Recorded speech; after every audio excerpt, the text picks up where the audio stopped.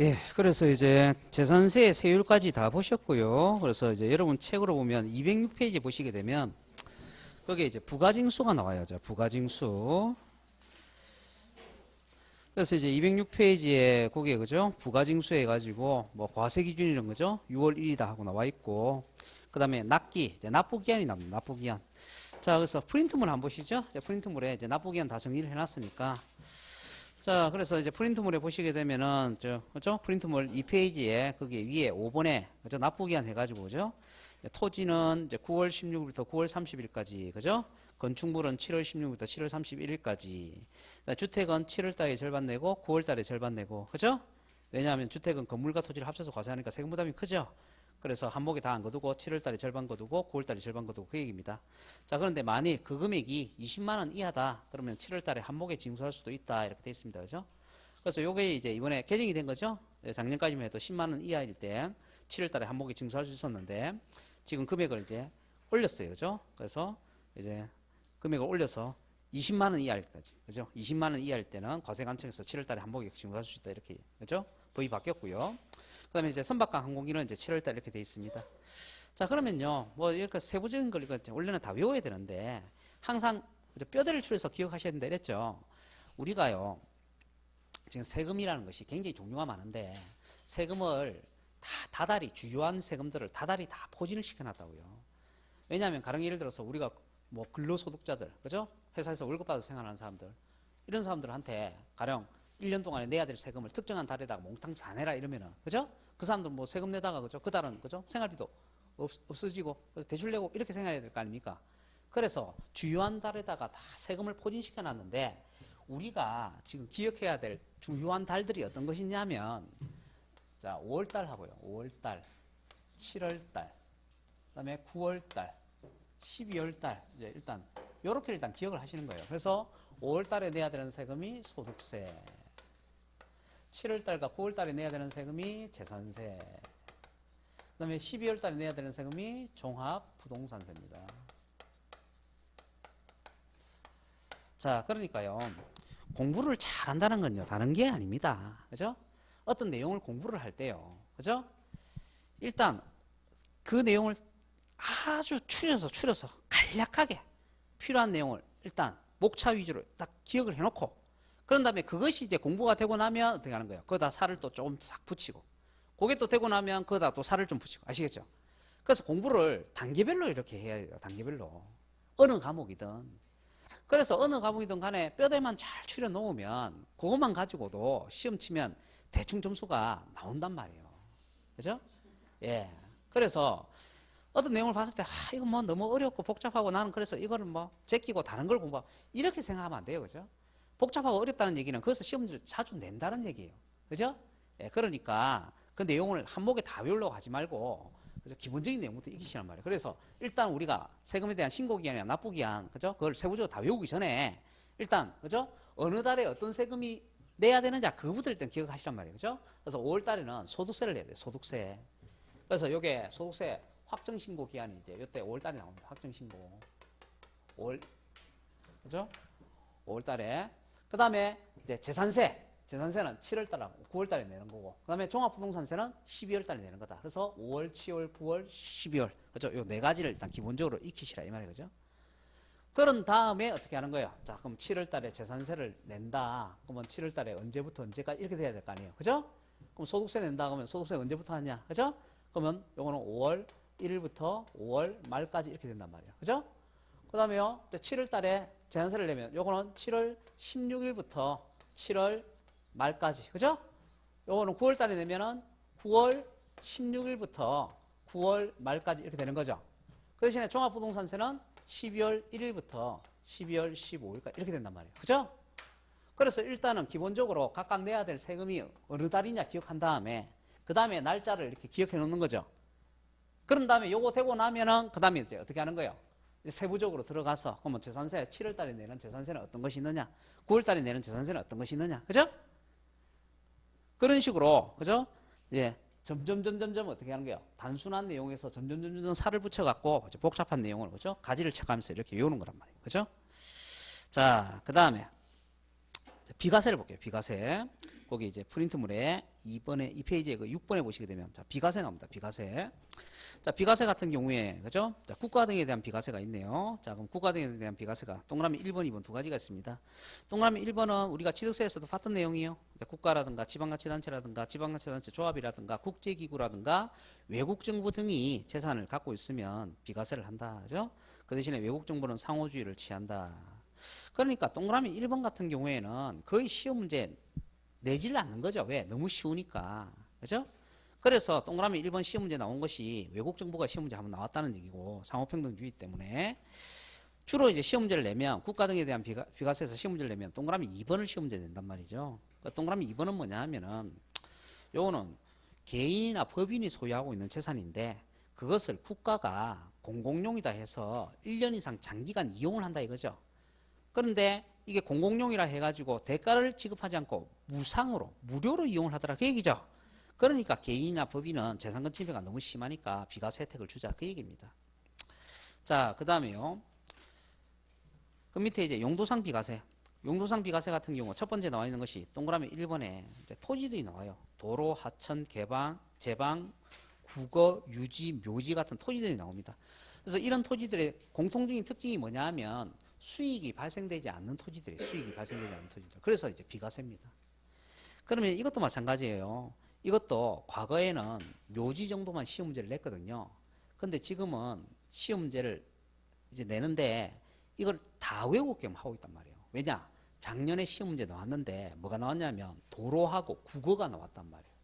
그것도 구체적으로 도로는 뭘 얘기하는 거고 국어는 뭘 얘기하는 거고 그죠? 그러니까 이제는 어떻게 한다는 거예요? 다 외워야 된다는 거죠. 도로, 하천, 제방, 국어, 유지, 묘지. 그죠? 그러니까 시험 문제가 그죠? 최근 기출 문제가 왜 중요하냐면 최근 기출 문제에서 예고를 한단 말이에요. 예고. 앞으로 이제 시험 범위를 어디까지 확대시켜서 내겠습니다 하는 걸 예고를 한단 말이에요. 아시겠죠? 예, 그러면 이제 그 문제를 보고 이제 예측을 하는 거죠. 아, 앞으로는 이제 이런 것까지도 다 출제를 하는구나 하고 예측을 하는 거란 말이에요. 그죠? 자, 그러면 우리 책을 한번 봅시다. 책을 한번 보시면 책 214페이지 보시게 되면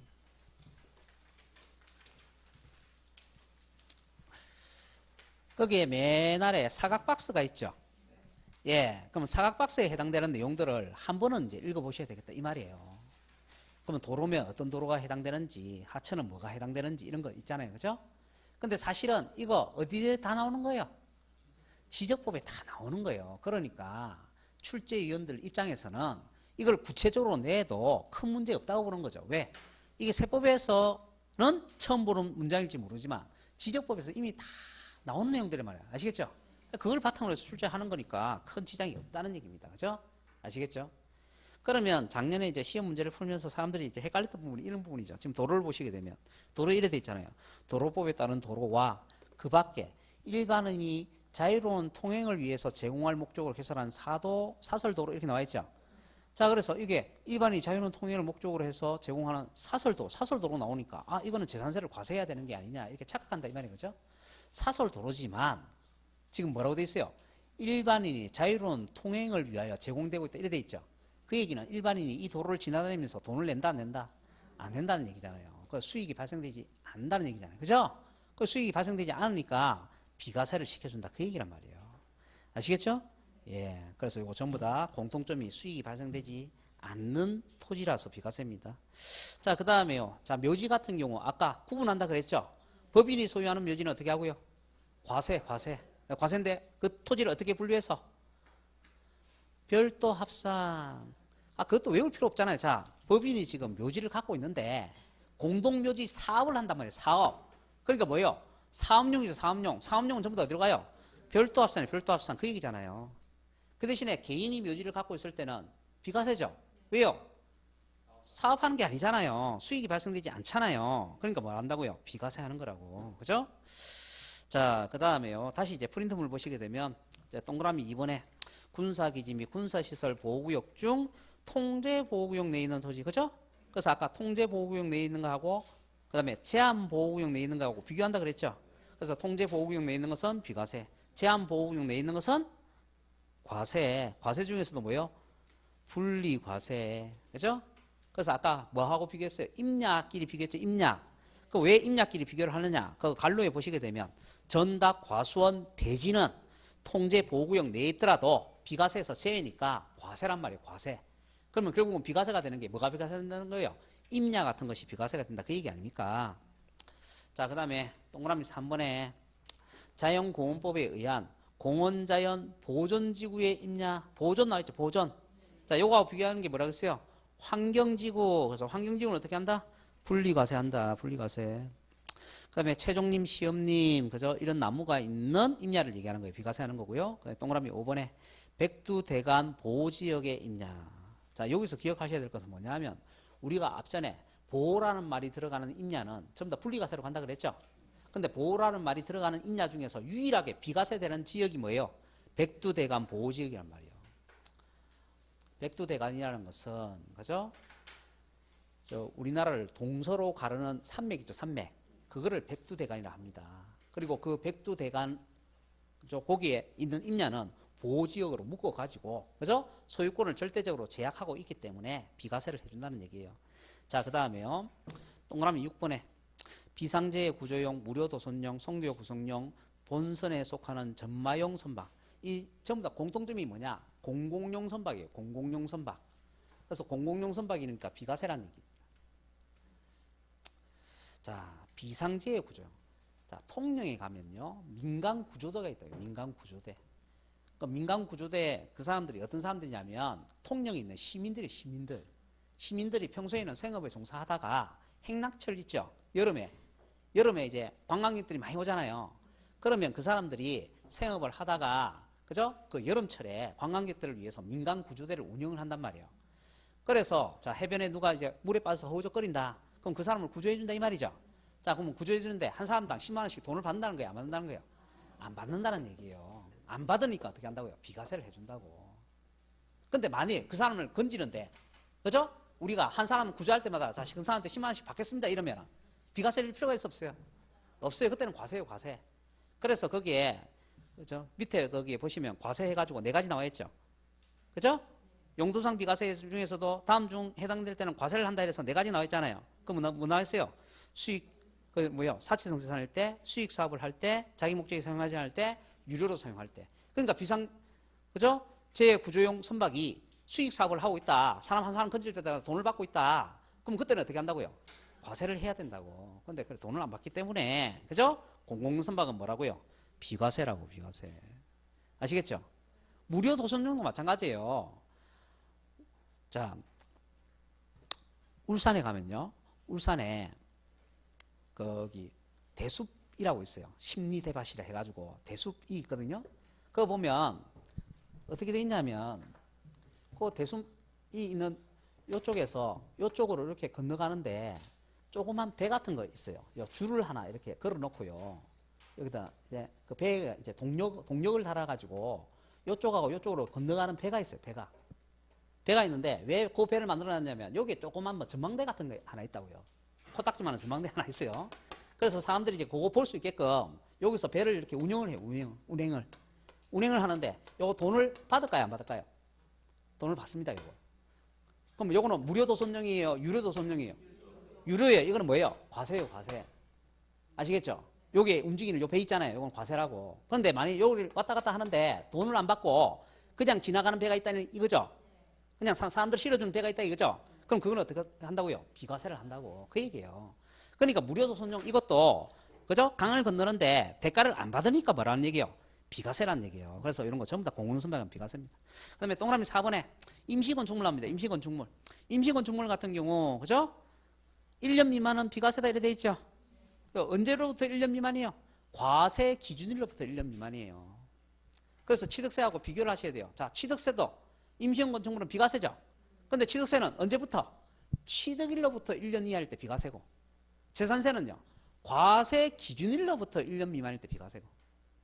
과세 기준일로부터 1년 미만일 때 비과세라는 얘기는 그 임시 건축물을 건축을 해놓고 첫 번째 도래하는 과세 기준일 날 비과세를 하고요. 두 번째 도래하는 과세 기준일부터는 과세를 하겠다는 얘기입니다. 아시겠죠? 그래서 제가 1월달에도 말씀드렸던 것 같은데, 가령 예를 들어서 임시형 건축물의 대표적인 예가 영화 세트장이라 했잖아요. 그럼 영화 세트장을 짓는데 내가 5월달에 지어요. 5월달에. 5월달에 지으면 첫 번째 도래하는 과세 기준이 6월 1일이죠. 그럼 그때는 어떻게 하고요? 비과세를 하고요. 그 다음 해부터는 과세를 하겠다는 거죠. 근데 가령 예를 들어서 내가 영화 세트장을 짓는데, 그죠? 6월 1일 지나서 영화 세트장을 지었다고. 그러면 그 해는 이미 지났죠? 그러면 영화 세트장 짓고 나서 첫 번째 도래하는 과세 기준은 그 다음에 도래하죠. 그럼 그 다음에는 어떻게 하고요? 비과세를 하고, 그 다다음 해부터 과세를 하겠다 그 얘기죠. 자, 그러면 영화 세트장을 지을 때 언제 지어야 된다는 얘기예요? 그렇죠. 6월이 지나고 나서 지어야 된다는 거죠. 그래서, 그죠? 영화를 찍을 때 보통 6월 지나고 나서 많이 찍는단 말이에요. 그게 이유가 있단 말이에요. 그죠? 예. 자, 그래서, 자, 임시 건축물 같은 경우, 취득세는 취득일로부터 1년 이하일 때 비과세인데, 재산세는 과세 기준일부터 1년 미만이다. 그죠? 그 다음에, 철거 명령을 받은 건축물 또는 주택, 다만 주택은 건축물에 한정해서, 그죠? 이것도 마찬가지예요. 상식적으로 생각하시면 되잖아요. 자, 건물이 있는데, 얘가 이제 낡아갖고 쓸 수 없어요. 그죠? 그래서 철거 명령을 받았어요. 자, 철거 명령을 받았다는 얘기는 쓸모있다 없다? 쓸모없다. 그러니까 비과세다. 그 얘기 아닙니까? 그렇지만 그 건축물이 있는 토지죠. 토지는 건축물이 철거 명령을 받았더라도 유용성이 있어요 없어요? 있잖아요. 그러니까 건축물만 비과세고 토지는 어떻게 한다고요? 과세를 하는 거라고. 그래서 요거 시험 문제 나왔잖아요. 요거. 작년에. 사람들 많이 틀렸죠? 왜냐하면 철거 명령을 받은 건축물과 그 부속되는 대지도 비과세다 이렇게 돼 있거든요. 자, 그러면 대지는 비과세를 받아요 못 받아요? 못 받는다고. 건축물만 비과세라고. 자, 그 다음에 네 가지에 해당될 때는 과세다. 그래서 이제 사치성 재산으로 나온 게 임시형 건축물이 시험 문제 나왔죠. 자, 임시형 건축물인데 뭐로 이용되고 있다? 별장으로 이용되고 있다. 그러면 과세요, 비과세요? 과세라고요. 왜요? 사치성 재산이니까. 자, 그 다음에 그 밑에 이제 7번에요. 징수방법. 징수방법은 보통징수요. 보통징수라는 것은 고지서를 발부해서 세금 거두는 거죠. 예. 그 다음에 납기개 시 5일 전까지 고지서를 발부해야 된다. 그래서 납기개 시 5일 전까지 그것도 이제 알아두시고. 그렇게 중요한 내용은 아닌데 뭐 시험 지문에 나오더라고요. 그럼 우리가 판단할 때 이게 중요한 지문이냐 아니냐 어떻게 판단하냐면요. 가령 예를 들어서 납세무자가 뭔가를 해야 되는 거 있잖아요. 그거는 중요한 지문이에요. 왜 납세무자가 알아야 되니까. 그죠? 시험 출제를 한다는 얘기예요. 그러면 그거를 오답이나 정답으로 이렇게 처리를 한다는 얘기입니다. 자, 그런데 가령 예를 들어서 시험 지문이 나오긴 나왔는데 과세관청이 뭘 해야 되는 거 있잖아요. 그 지문에 냈잖아요. 그럼 그거는 죽어도 답이 아니라고요. 그죠? 그럼 과세관청이 뭘 해야 되는 거지? 납세문자가 뭘 해야 되는 건 아니잖아요. 그러니까 납세문자가 알 필요 있어요 없어요? 사실은 없다고요. 그럼 과세관청이 알아서 하면 되는 거예요. 그죠? 그러니까 이것도 마찬가지예요. 이것도 시험 중에 나오긴 나왔어요. 근데 이건 정답으로 안 해요. 왜? 납기 개시 5일 전까지 고지서를 보내야 된다. 이건 누가 해야 되는 거예요? 그렇죠. 과세관청이 해야 되는 거예요. 과세관청이. 납세문자는 신경 쓸 필요가 없다고요. 과세관청이 지가 할 일을 하면 된단 말이에요. 아시겠죠? 그러니까 이런 건 시험 지문에 나오더라도 정답으로 한다 안 한다? 안 한다고. 그래서 최근에 시험 지문에 보면 이렇게 쓸데없는 지문들을 막 집어넣는단 말이에요. 그죠? 우리가 보도 듣다 못한 지문을 집어넣는다고. 근데 그 지문이, 그죠? 납세문자가 뭘 해야 되는 거라면 우리가 알아야 되는 거죠. 근데 과세관청이 뭘 해야 되는 거라면 알 필요 있다 없다? 알 필요 없다고요. 아시겠죠? 예, 그렇게 해서 이제 중요 지문이냐 아니냐 구분하시는 거예요. 자, 그 다음에요. 세부담 상한 나옵니다. 세부담 상한. 자, 세부담 상한은요. 세부담 상한 비율을 외워야 됩니다. 그래서 토지와 건축물은 100분의 150이고요. 그 대신에 주택이 시험 문제 자주 나옵니다. 왜냐하면 주택은 금액에 따라서 세부담 상한 비율이 틀리거든요. 자, 그래서 주택의 경우에 3억 이하짜리 주택은 100분의 105, 3억 초과 6억 이하짜리는 100분의 110, 6억 초과하는 것은 100분의 130. 자, 기준 금액은 얼마예요? 3억. 3억입니다. 3억. 3억부터 출발하는 거예요. 그죠? 자, 그러면 이 세부담 상한이라는 게 뭐냐? 세부담 상한이라는 것은 세금을 부담하는 상한선을 정하는 거예요. 자, 세부담 상한이라는 것은 세금을 부담하는 상한선을 정하는 거다. 자, 그러면 상한선을 어떻게 정하느냐? 자, 시험 문제, 자, 나온 거 그대로 이제 옮겨 보겠습니다. 여기 주택이 있는데, 이 주택이 3억 원짜리예요, 3억 원짜리. 자, 그런데 요게 2018년도 요걸 당해 연도라고 하고요. 그러면 2017년도는 직전 연도가 되겠죠. 직전 연도에 재산세를 냈는데 얼마를 냈냐면 50만 원을 냈다는 얘기예요. 50만 원. 근데 당해 연도에 과세관청에서 재산세를 계산을 해보니까 124만 원으로 계산이 되더라는 얘기입니다. 자, 그러면 1년 사이에 세금이 이제 2배 이상 뛰었다는 얘기예요. 그죠? 자, 그러니까 납세의무자 입장에서는 너무 과도하다고 생각할 수 있다는 얘기죠. 물가도 1년 사이에 2배가 안 뛰는데 어떻게 세금이 1년 사이에 2배 넘게 뛰었느냐 이 말이에요. 자, 그래서 이렇게 세금이 지나치게 많이 올랐을 때 아시겠죠? 예, 그때는 그죠? 올해 계산된 세금 그대로 세금을 다 내는 것이 아니고 직전 연도에 냈던 세금 있죠? 여기다가 세부담 상환 비율을 곱한단 말이에요. 그죠? 자, 그러면 지금 주택인데 얼마짜리예요? 3억짜리. 그러면 3억 이하에 해당되죠? 그럼 3억 이하에 해당되면 세부담 상환 비율이 얼마예요? 100분의 105라고 105. 그래서 100분의 105를 이렇게 곱해주게 되면요. 이게 52만 5천 원이 계산이 됩니다. 자, 그러면 그죠? 올해는 설사 124만 원으로 계산이 되었다 할지라도 그죠? 이제 직전 연도에 계산된 세금의 세부담 상환 비율을 곱해서 계산된 금액 있죠? 요거를 올해 부담할 세금에 뭐로 삼는다? 상한선으로 삼는다. 그러니까 올해는 얼마만 세금 내면 되겠다? 52만 5천 원만 세금을 내시면 되겠다. 그 얘기입니다. 그죠? 그래서 요거 이제 계산 문제로 나온 거죠. 세법의 계산 문제는 산수예요, 산수. 예. 더하기 빼기 곱하기 나누기만 할 줄 알면 됩니다. 그죠? 예. 그래서 아주 계산이 단순해요, 단순하기 때문에 세법의 계산 문제는 쉽습니다. 예. 물론 어려운 문제도 한두 개씩 있긴 있는데 보통의 경우는 쉬워요. 쉬우니까 충분히 접근할 수 있다는 얘기예요. 그러니까 뭐 세법 계산 문제 한두 문제 나오는데 그것도 그죠? 놓치지 말고 꼭 풀어보시라는 얘기예요. 예. 자, 그러면요. 지금 여기서 이제 우리가 이제 응용을 해서 기억해야 될 것은 뭐냐 하면은 지금 올해 내야 될 세금은 52만 5천 원이죠. 근데 만일 시험 문제에 올해 7월 달에 내야 되는 세금은 얼마냐? 주택에 대한 세금은 얼마냐? 이렇게 물으면 그럼 어떻게 하면 돼요? 그렇죠. 여기에 다시 2분의 1을 곱해주면 된다. 그 얘기예요. 그죠? 왜냐하면 지금 주택의 경우에는 얼마 이상일 때? 20만 원 이상일 때는 그죠? 예, 7월 달에 절반 거두고 9월 달에 절반 거두게끔 돼 있죠? 예, 그래서 올해 낼 세금 물어보면 52만 5천 원이지만 올해 7월 달에 내야 될 세금, 올해 9월 달에 내야 될 세금 이렇게 물으면 여기다 다시 얼마를 곱해주면 된다? 2분의 1을 곱해주면 된다. 그 얘기입니다. 자, 그렇게 해서 세부담 상환도 이제 기억을 하시면 되는 거고. 그 다음에 이제 남아있는 거, 맞아, 이제 처리하도록 할게요. 남아있는 거. 자, 그럼 뭘 보시느냐 하면은 207페이지 한번 볼까요? 207페이지 보시게 되면은 메뉴에 납세지 나와있죠. 납세지. 그래서 납세지는 이제 물건의 소재지로 합니다. 물건의 소재지로 하는 거고. 그 다음에 맨 아래 4번에 소액징수 면제 나와있죠. 예, 고지서 한 장당 재산세로 징수할 세액이 2,000원 미만이다. 그러면 재산세를 징수하지 아니한다. 이게 소액징수 면제입니다. 그럼 소액징수 면제는 뭐가 소액일 때 세금 안 내는 거예요? 세액이요, 세액. 징수할 세액이, 그죠? 소액일 때 세금 안 내는 거죠. 그게 2,000원 미만일 때 세금 안 내는 거다. 이렇게 되어 있습니다. 넘기시고요. 이제 208페이지. 208페이지 오시게 되면은 5번에 납세무자의 신고 의무라는 것이 또 있죠. 예, 신고 의무.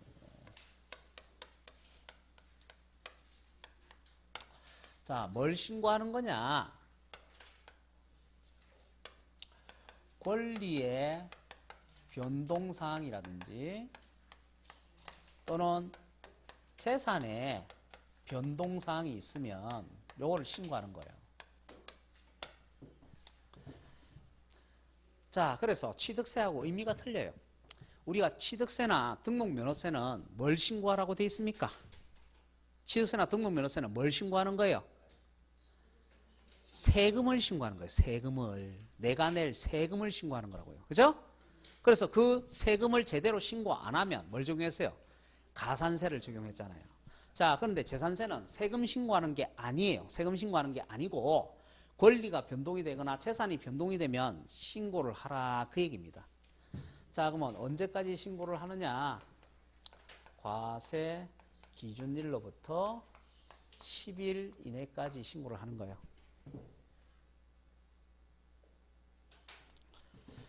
자, 그런데 그때까지 신고를 안 했다 이 말이죠. 그러면 가산세 적용할까요? 안 할까요? 안 한다. 왜? 세금 신고가 아니기 때문에. 그죠? 그래서 가산세와 같은 불이익은 없습니다. 아시겠죠? 그 대신에 어떤 불이익이 있느냐? 납세무자가 달라지는 불이익이 생기죠. 자, 아까 매매를 했는데 매매한 사실을 신고 안 하면, 그죠? 신고를 했다면 사실상 소유자가 납세무자죠. 신고 안 하면 공부상 소유자를 납세무자 삼았죠. 그래서 신고를 안 하면 뭐가 달라진다고요? 납세무자가 달라진다고. 그죠? 그래서 그런 불이익을 받게 된다고. 그죠? 예, 그렇지만 뭐는 없다? 가산세는 없다. 그 대신에 자, 신고를 안 하잖아요. 신고를 안 하면 직권으로 과세 대장에 등재를 할 수가 있어요.